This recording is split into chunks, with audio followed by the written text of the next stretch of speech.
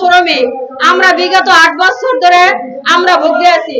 মালিক এমনই মালিক, আমরা 21 মাসের বকেয়া বেতন, আমাদের 21 মাসের বকেয়া বেতন পাওনার দাবিতে আমাদের কর্মসূচি। আমরা নারায়ণগঞ্জ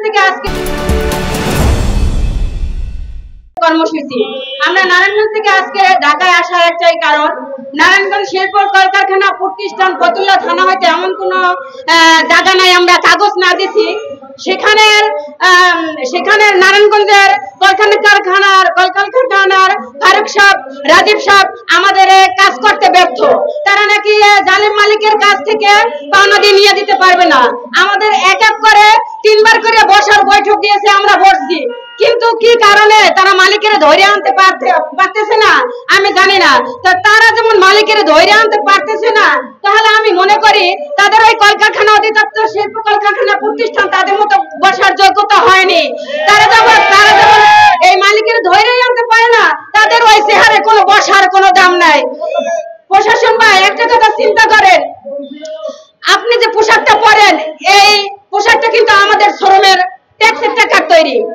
আপনি যে হাতে মোবাইলটা তা কিন্তু আমাদের এই শ্রমিকের ঘামের টাকার তৈরি। আপনার যে পায়ে যে জুতো জোড়া তাও কিন্তু আমাদের শ্রমের টাকার তৈরি। তাই সেই বিবেচনা করে আমাদের দিকে একটু ভালো করে। আপনাদের কাছে আমার একটাই আকুল আবেদন, আপনারও এরকমের মা আছে, আপনারও এরকমের বোন আছে, আপনারও এরকমের ভাই ব্রাদার আছে, তারাও কিন্তু কোনো না কোনো এক জায়গায় ভুক্তভোগী। সেই মা বোনের দিকে তাকিয়ে আপনাদের কাছে আমার একটাই প্রশ্ন, আপনারা এই জালিম মালিকের 24 ঘন্টার মধ্যে হাজির করেন, কিভাবে হাজির করেন তা জানি না। আপনারা যদি হাজির না করতে পারেন এই জালিম মালিকের, আপনারা প্রশাসন আপনাদের প্রতি আর বাংলাদেশে আমি মনে করি আর কেউই নাই। কথায় বলে যে পুলিশ ভাইরা শ্রমিকের সকল বাংলাদেশের সেবায় নিয়োজিত। হ্যাঁ, আপনাদের আমি স্যালুট জানাই। আর আপনারা এখানে আমাদের কথায় মূল্যায়ন করবেন না, আশা করি 100% মূল্যায়ন করবেন।